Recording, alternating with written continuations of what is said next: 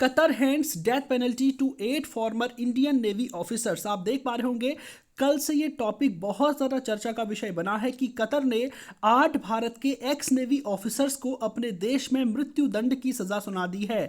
और इसको लेकर भारत में आपने देखा होगा सरकार का भी ऑफिशियली यही कहना है कि हम बहुत ज़्यादा शॉक्ड हैं और अपने नेवी ऑफिसर्स को बचाने के लिए हम जो है जितने भी लीगल ऑप्शंस हैं उन सबको तलाशेंगे और इस संबंध में आवश्यक कार्रवाई करेंगे। तो सबसे पहले आपके दिमाग में आ रहा होगा कि आखिर इनको गिरफ्तार कब किया गया था, इनका क्या अपराध था जो इन्हें मृत्युदंड सुनाया गया है और आगे आने वाले समय में क्या कोई लीगल ऑप्शंस हैं इनको बचाने के लिए। तो चलिए डिस्कस करते हैं इसी टॉपिक को इन डेप्थ। मैं हूं कमल किशोर भट्ट और आपका स्वागत है कमल एजुकेशन पॉइंट पर। इससे पहले कि अपने टॉपिक को शुरू करें हम समझ लेते हैं कि आखिर कतर मैप में पड़ता कहां पे है, उसके बाद हम इस टॉपिक को और ज़्यादा अच्छा समझ पाएंगे। यहां पर आप देख पा रहे हैं कि ये है हमारा भारत और अगर आप भारत से पश्चिम की ओर जाएंगे तो यहां पर ये हमारा मिडिल ईस्ट का रीजन पड़ता है। तो इसी मिडिल ईस्ट में ये बड़ा लाल रंग का आपको देख पा रहे होंगे सऊदी अरब है।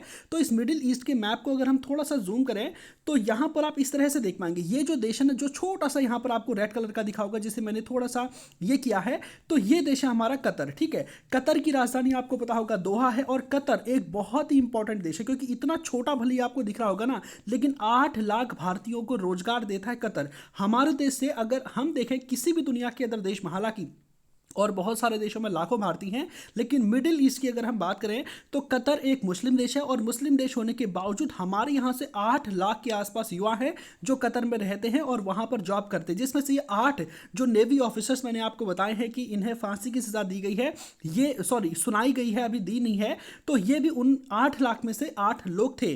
तो इतना इंपॉर्टेंट कतर है। तो इस कतर की बात करें तो इसके पड़ोस में यहाँ पर आपने सऊदी अरब देख लिया होगा, ऊपर पे क्या है इराक है, यहाँ पर ईरान है और ओमान है, यूएई है। तो यहां पर अगर आप इस कतर को ध्यान से देखेंगे तो यहां पर आप पाएंगे कि जो कतर है ना वो लगभग चारों ओर से पानी से घिरा हुआ है। यहां से अगर आप देख पाएंगे तो यहां पर ये क्या है कि चारों ओर से पानी से घिरा है, तो इसे अपनी रक्षा करने के लिए अपनी नेवी को बहुत ज़्यादा मजबूत बनाना पड़ेगा।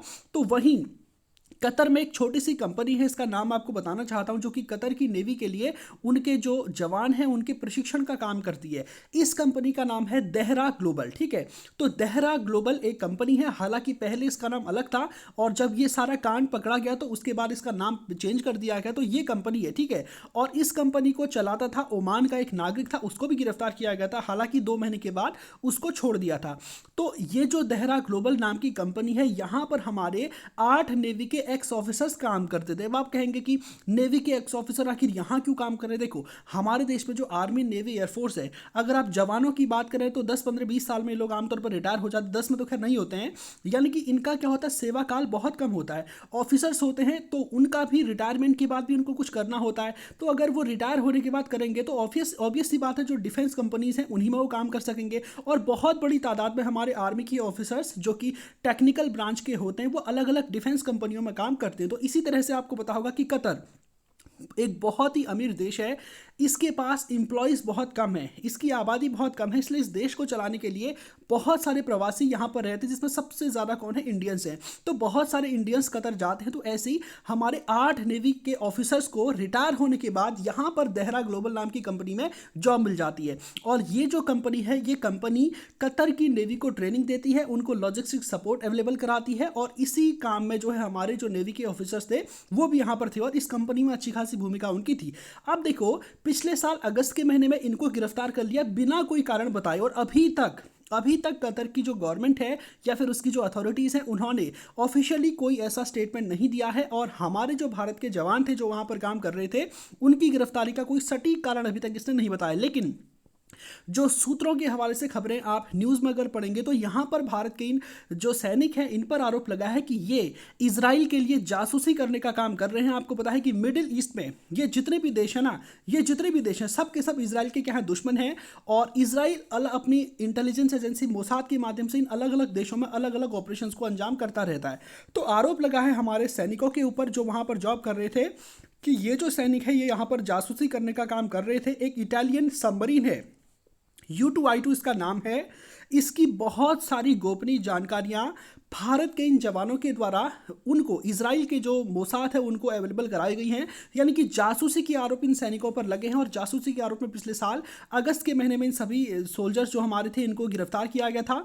और इस कंपनी का जो सीईओ है देहरा ग्लोबल का, उसका नाम था खामिस अल अजमी, इसको भी गिरफ्तार किया गया था। और सबसे बड़ी बात यह है कि इनको बहुत लंबे समय तक सॉलिटरी कन्फाइनमेंट पर रखा गया। अब आप सोच रहे हो कि सॉलिटरी कन्फाइनमेंट का मतलब क्या होता है। देखो, सॉलिटरी कन्फाइनमेंट का मतलब होता है एकांतवास। एकांतवास का मतलब है, आमतौर पर जेल में आपने देखा होगा कि जेल में बहुत सारे कैदी एक साथ रहते, लेकिन इन सभी 8 जो हमारे ऑफिसर्स थे इन सभी को अलग अलग रखा गया और एकांतवास में रखा गया, यानी कि एक कमरे में सिर्फ एक व्यक्ति। ठीक है, तो ऐसे करके लगभग इन्होंने अपना बहुत लंबा समय गुजारा। हालांकि इनको राहत दी गई है अब, और उसके बाद जो है आपको पता होगा कि मार्च के आसपास से जब इनका ट्रायल शुरू होता है कोर्ट में, तो उसके बाद इनका सॉलिटरी कन्फाइनमेंट जो है खत्म कर दिया जाता है, फिर एक रूम में 2 लोगों को शिफ्ट किया जाता है। तो इस तरह से यहाँ पर सब कुछ चलता है। और आपको पता होगा कि जो हमारे जो सैनिक हैं जिन्हें गिरफ्तार किया गया था, वहां पर आप देख सकते हैं इनका नाम यहाँ पर आप देख पाएंगे, कैप्टन नवतेज सिंह गिल एक ये है, दूसरे है captain Virendra Kumar Verma, captain Saurabh Vashishtha, commander Amit Nakpal, commander Purnendu Tiwari. Purnendu Tiwari की अगर मैं आपको बात बताऊं तो भारत में ये जो टॉपिक था ना, ये डिस्कस होना तब शुरू हुआ जब इन्हीं पूर्णेंदु तिवारी, इनकी बहन थी, इन्होंने ट्वीट किया था कि हमारे जो सोल्जर्स हैं इनको कतर की अथॉरिटीज़ ने अपनी जेल में बंद कर दिया। उसके बाद ये टॉपिक जो है आगे खुला था और भारत की न्यूज़ में आया था। कमांडर सुगुनाकर पकाला और कमांडर संजीव गुप्ता और सेलर रागेश, ठीक है, तो ये सारे वो जवान थे 8 जिन्हें कतर की कोर्ट ने फांसी की सज़ा सुनाई है। तो लगभग आपको पता होगा कि पिछले साल अगस्त के महीने में इन सभी की गिरफ्तारी हुई थी, जिनमें से आपको जानकर हैरानी होगी कि जो देहरा ग्लोबल ये जो कंपनी है, जो इसका चेयरमैन था, सीईओ था, उसको गिरफ्तार किया गया था और लगभग 2 महीने के बाद जो है इसको बेल पर छोड़ दिया था। और ये ओमान का नागरिक था और एक और ओमान का नेशनल था, उसे फीफा वर्ल्ड कप से कुछ समय पहले जो है छोड़ दिया था। हालांकि उसको भी इस समय डिटेन किया गया था, लेकिन फीफा फुटबॉल वर्ल्ड कप से पहले उसको छोड़ दिया था। अब देखिए, इस पूरे इशू को लेकर बहुत ज़्यादा न्यूज़ मीडिया में नहीं है। इनफैक्ट अगर जिस समय हमारे सोल्जर्स को गिरफ्तार किया गया था तो उस समय भी थोड़ी दिनों तक ये चर्चा का विषय बना था। मैंने भी इस पर एक सेशन किया था, लेकिन उसके बाद से बहुत ज़्यादा चर्चा इस टॉपिक को लेकर नहीं हुई थी। और कतर की जो ऑफिसर्स हैं, यानी कि उनकी जो एजेंसीज हैं, उनके द्वारा भी खुलकर ये बातें नहीं बताई गई हैं कि इनका आरोप क्या है। हालांकि जब इनकी गिरफ्तारी हुई थी न तो इन्हें किसी तरह का सपोर्ट दिया गया, बाद में जो हमारे एम्बेसडर हैं उनको 1 महीने के बाद इसकी जानकारी दी जाती है, जो कि गलत था। अगर किसी भी व्यक्ति को गिरफ्तार किया जाता है तो उसको लीगल असिस्टेंट की आवश्यकता होती है, जो कि उनको उस समय अवेलेबल नहीं कराई थी। हालांकि भारत सरकार का कहना है, देखिए न्यूज़ आमतौर पर कम सामने आते हैं, लेकिन अंदर खाने जो है आमतौर पर सरकारों के बीच में बातचीत चलती रहती है। अब इस पूरे मामले को लेकर क्या है, अभी तक बहुत ज़्यादा जो है न्यूज़ मीडिया में पब्लिक अभी तक नहीं हुई। हालांकि भारत सरकार का कहना है कि हम अपना पूरा प्रयास करेंगे इस स्थिति को लेकर और अपने जवानों को बचाने का पूरा प्रयास करेंगे। अब देखिए, यहाँ पर आप देख पा रहे होंगे कतर एक छोटा सा देश है, क्या इसकी कोई जियो पॉलिटिकल इंपॉर्टेंस है? देखिए, बिल्कुल है। आप भले ही सोचें कि कतर एक बहुत छोटा देश है, लेकिन इस कतर ने काम ऐसे ऐसे किए हैं जिसको जानकर आप हैरान हो जाएंगे। ठीक है, भारत इतना बड़ा देश, अभी तक हमको ओलंपिक को कराने का जो है अभी तक कोई अनुभव हमारे पास नहीं है, हमें अवसर ही नहीं दिया गया। भारत का कहना है कि 2036 को ओलंपिक हम कराएंगे। तो आप देख पाएंगे कि ये छोटा सा कतर है, ठीक है, ये खाड़ी में एक बहुत ही अमीर देश है। ठीक है, इतना अमीर है कि यहाँ के लोग सब, हर दूसरा व्यक्ति जो है शेख बनकर घूमता है और इंडियंस बहुत बड़ी तादाद में यहाँ पर जॉब करते हैं, क्योंकि हमारे यहाँ पर बेरोजगारी है और हमारे यहाँ के लोग छोटी सी भी अगर उनको सैलरी मिल जाती है तो उस पर काम करने को तैयार हो जाते हैं। तो 8 लाख के आसपास भारतीय अभी कतर में रहते हैं। कतर की जियो पॉलिटिकल इंपॉर्टेंस अगर मैं आपको बताऊँ ना, अभी इसराइल और हमास के बीच में जो वॉर चल रहा है, इसमें हमास ने अमेरिका के जो बंधक अपने यहाँ पर कैद किए थे उनको छुड़वाने में इसी कतर ने मीडिएटर की भूमिका निभाई थी। साथ में आपको इससे पहले तालिबान का केस आपको याद होगा, अमेरिका तालिबान को छोड़कर जाता है तो अमेरिका और तालिबान के बीच में जो शांति वार्ता थी ना, वो भी इसी कतर के दोहा में आयोजित होती है। तो सोचिए, अफगानिस्तान में अमेरिका और तालिबान को एक टेबल पर बिठाकर डिप्लोमेटिक टॉक करवाने वाला देश था कतर। ठीक है, अपने यहाँ पर आपको पता होगा कि फीफा वर्ल्ड कप इससे पिछली बार इसने आयोजित कराया था और बहुत ही अमीर देश है। भारत और कतर के बीच में भी लगभग $15 बिलियन के आसपास का ट्रेड होता है, जिसमें से $13 बिलियन के आसपास की नेचुरल गैस हम यहाँ से परचेज करते हैं अकेले। ठीक, और भारत की अगर हम बात बताएं, भारत और कतर के जो डिप्लोमेटिक रिलेशन है बहुत पुराने हैं। आपको बताएं कि 2008 में मनमोहन सिंह यहां पर यात्रा करने के लिए जाते हैं, उसके बाद पीएम मोदी भी यहां पर यात्रा करते हैं। कतर के जो शेख हैं, एमिरेट हैं, वो भी हमारे यहाँ पर यात्रा करने के लिए आते हैं। तो डिप्लोमेटिक चैनल्स में जो है भारत और कतर के बीच में संबंध भी बहुत अच्छे हैं। बहुत बड़ी तादाद में भारतीय यहाँ पर रहते हैं।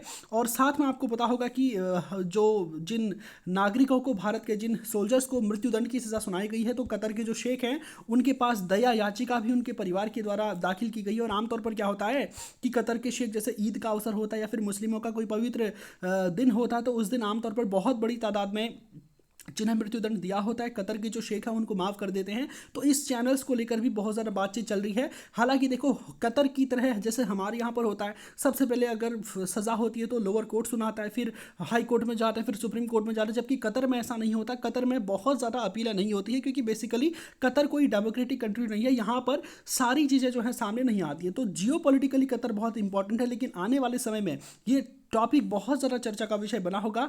और भारत सरकार के लिए बहुत ज़्यादा प्रॉब्लम होने वाली है अपने सोल्जर्स को छुड़ाना यहाँ से, साथ में कतर के साथ डिप्लोमेटिक जो हमारी बातचीत है उसको जारी रखना और संबंधों को सुचारू रखना, और अपने जो सोल्जर्स हैं इनको छुड़ाना, दोनों काम एक साथ करना भारत सरकार के लिए आने वाले समय में बहुत बड़ा चुनौतीपूर्ण होने वाला है। हालांकि सरकार का कहना है कि हम डेफिनेटली अपने सैनिकों को छुड़ाने के लिए हर संभव प्रयास करेंगे। तो ये टॉपिक आगे भी बहुत ज़्यादा चर्चा का विषय बना रहेगा, और इस पर जो भी अपडेट्स आएंगे मैं उस पर अपडेटेड वीडियोस लाता रहूँगा। तो आज के सेशन को यहीं पर समाप्त करते हैं। धन्यवाद।